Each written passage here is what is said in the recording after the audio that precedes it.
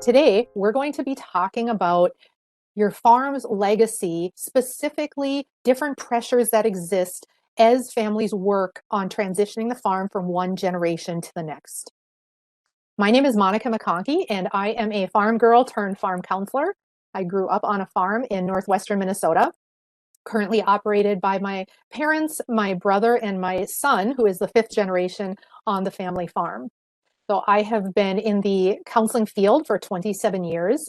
And most recently, I have been able to focus on serving our farmer and rancher families, which is so exciting to me. So every day I meet with farmers and ranchers, farm kids, farm spouses, and talk through a lot of the stresses that they are going through. One of which is transitioning the farm from one generation to the next. It's that effort to keep the legacy alive and to keep it going to the fourth, fifth, sixth, and onward generation. However, it's typically not a very smooth and easy process with a lot of financial and legal and personal relationship hurdles to overcome to make that happen. So in today's webinar, I'm going to really be talking about individual and relationship dynamics that impact moving your legacy forward through transitioning the farm to the next generation. So the first thing we're going to talk about are considerations for the older generation. So whether you are the older generation or the incoming generation or someone who works with farm families, these are all things to keep in mind to help you understand more of what might be going on with that older senior generation. We also call them the owner generation because they typically are the ones that do own the farm. First of all, their identity and purpose and feelings of usefulness and belonging are typically very connected to the operation. So when they even begin to think about not being a part of that operation on a daily basis and making decisions and investments and physical labor and time, it really can throw them into what we term an existential crisis, meaning, I don't know who I am anymore. I don't know my purpose. I don't know how to identify myself. So who am I and where do I fit? Next is the recognition that they are experiencing physical and cognitive decline as they age. And that is difficult both for the older generation themselves as well as the family. Those are difficult conversations to have, and it's a difficult reality to come to grips with, that I can't do physically the things I used to be able to do. And I'm not as clear or quick making decisions and problem solving like I used to be. Another thing that the older generation experiences is an increased reality of their own mortality. And that also drives them many times to hold on to the farm as long as they can, because they feel often like once I'm done farming, I'm just waiting to pass away. And that becomes a reality in a way that it was not a reality in the past. They often have concerns about the ability of the next generation to succeed, many times because they don't see in their perception the next generation being willing to sacrifice and put in the effort that they themselves had to do to get the farm or the operation to the current place that it is. They also look at, from a financial standpoint, sometimes there's debt that's being passed down to the next generation. And so there's concern about how are they going to succeed when they're starting with this debt. There may also be a sense of guilt that I'm handing this down and I'm setting them up to have stress from the beginning. And of course, financial concerns about retirement, on having what they need to be able to live the way they want to live in retirement.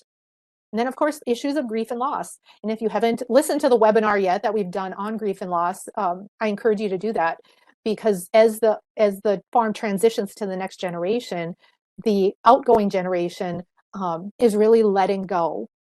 And that can bring on a range of issues around grief and loss. I do want to share with you what's called the ICR change model. Many times what I hear from the younger generation is that the older generation is being resistant, they're being controlling, they're not willing to change, or some such flavor of that discussion, right? It's important to look at what needs to be in alignment for change to happen for any of us. And this is a very simple model that outlines that. So the premise is, for change to happen, The person making the change needs to feel like the change is important. They need to be confident in their ability to make the change happen, and they need to feel ready. And if any one of these or more are not in alignment, change typically doesn't move forward. And it looks like resistance or it looks like control. So it's important if you are experiencing that with someone, what is out of alignment? Much of the time, there's a lack of confidence in how to transition the farm. It's so complex. They're at a loss as to even what is the first step to take. So then we need to work on that confidence issue and set up strategies that work. Maybe they're not ready. What would help them be ready? Maybe they feel like right now it's not important to transition the farm. They may see themselves still feeling good and working for years, so they don't feel like it's important right now. That discussion might be valuable to have, that when do you see the transition as being important? So the ICR change model. Okay, now we'll talk through some considerations for that younger incoming generation that are poised to continue the legacy of the farm. One of their main frustrations is they have a desire to make changes based on new farming practices or ways to be efficient. And that butts up against the older generation who is in a place of really wanting things to be stable and not wanting to take on risk, when the younger generation is not there. They're ready to take on risk, they are ready to make changes, but they don't have the power, the ability to make that happen. Balancing family and farm. Many of our younger farmers have jobs off the farm that they're balancing along with kids and the farm, and sometimes they don't yet live on the farm site. And so it gets to be a lot of moving parts on making that all work. There's financial concerns as well on how are we as the incoming generation going to be sure this operation can support us and continues to support mom and dad in retirement and pay all the bills. There might be conflict with either farming or non-farming siblings on how does this look moving forward? What are our roles? Much of this belongs in estate planning, right? That only mom and dad can take care of, but can lead to a lot of conflict between siblings. Many times they are uncertain of their role in terms of where can I make decisions, what's expected of me, where do I fit into this operation, and how do I take on more as we move forward. It's also difficult for that younger generation to have a conversation with the outgoing generation when they see that that person is having difficulty with physical or cognitive decline. It's really uncomfortable saying, I don't think it's safe for you to be operating this equipment anymore. And so the younger generation is often put in positions of needing to have that conversation for safety reasons, but not really knowing how and not being comfortable with it. Okay, so let's talk through helpful strategies when we are moving into transition planning and talking about continuing the legacy of the farm. Number one, everybody involved really needs to be sitting around the table. And sitting around the table gives that meaning that we are meeting to talk about farm transition and what that looks like. And that, I didn't even put a bullet on here because it needs to be understood that meetings have got to happen. There's got to be some planning involved and some structure put around moving this operation forward to the next generation. And it's important that everyone involved be at the table. What I've experienced is if spouses aren't at the table and the farming child goes home and says, well, we discussed this and this and this and this is what we agreed on, and spouse really questions that or points something else out, then it kind of derails the gains made during the previous meeting. So it's really important that everybody's there. We need that brain power. We need the difference in perspectives, even though it's not always appreciated. Okay, number two, if you are the consultant that's working with the family, or if you are the extension person or the farm business manager and you're helping a farm family navigate transition, or if one of those people aren't involved and you as parents are doing this, it is helpful to talk with everybody individually prior to meeting as a group.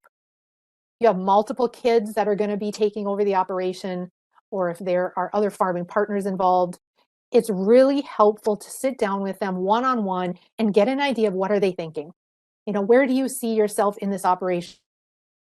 Third, it's important that you as a family come together and talk about your common goals, common values, the legacy of the farm and what that means to you, what you want the farm to mean to others, what you want the farm to mean to your kids and grandkids and great grandkids. It really sets the tone for what does this legacy mean that we're talking about, and why is it important, and how do we each hold that? So really important as a conversation, talk about that. And one thing that can help drive that is maybe getting out old pictures of the farm when it was first established, and those periods of growth and buildings being added and kids being born and what the past legacy has been up to current. Next, when you're talking about transitioning, set a realistic time frame. I have talked with many farm families who are on year 5 of what was a 2 to 3 year plan. So in other words, it hasn't progressed and there's a lot of frustration and people feel like we're never going to move forward on this. So be really realistic about your time frame. And once you set that broader time frame, break it down and have those monthly meetings minimum where you're talking about short-term goals, next steps, where do we go from here, what meetings need to be scheduled. It's really important to making your time frame work. Next, I love using personality assessments and communication style assessments when I am meeting with a family that's going through the transitioning process. And the reason I do this is because we're talking about a business, but we're a family. So we see each other as that brother or sister or that son or daughter that we were when we were 12 years old. And we need to take a step back from that and really look at, why do they communicate the way they do? How can I understand them better so we can work together better as a team? And doing some fun assessments and self surveys is one way to make that happen. It's a way to identify that, oh, this is why he communicates the way he does, or it takes him longer because he's processing information where I'm ready just to make a decision at the drop of a hat. So, how can we know that about each other and work together for the good of the operation?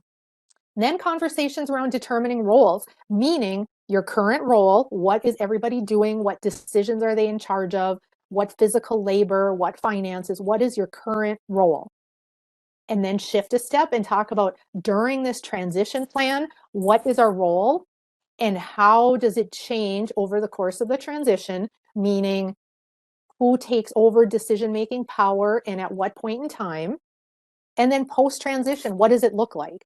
So what are mom and dad's role on the farm now that they're not the majority owners? Are they going to be, paid by the hour employees and work whenever they want to, or maybe they don't? What am I going to be in charge of? What is my sibling going to be in charge of? And this helps so we're not tripping over each other, we're not duplicating efforts, and it helps to eliminate conflict when roles are clearly defined. I believe it is also very important when we are having farm transition discussions that we find a way to honor the older generation and the efforts that they have really pledged their life to in the keeping alive or the sustaining of the operation. Many times when there is conflict in a family, a younger generation is very frustrated with the older generation and how they've handled things in the past. And while that may be true, it is important to recognize that they have dedicated their lives to this and obviously have done something right, or the farm would still be here. And so, what can that look like? What can honoring the older generation look like? It can look like asking them to tell stories about what it was like for them as a kid, of what it was like for them getting through the farm crisis of the 80s, on how they decided when it was time to build this building or buy this land. Whatever the case may be, it's asking them to tell their story and hearing that and appreciating their journey that has led you to where you are in your journey. And then promote compromise on disagreements.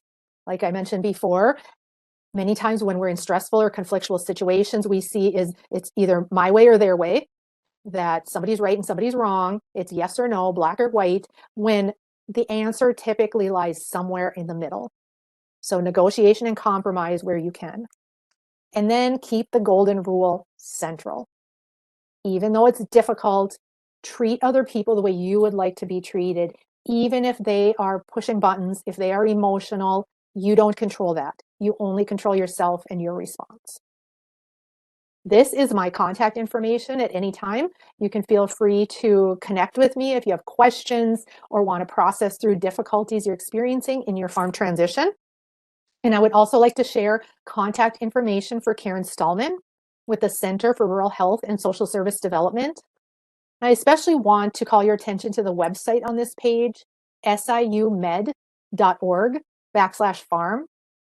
There is a tab on that site that is full of very helpful resources, resources for counseling, resources for transition help, and many other things. So access that website. Thank you very much.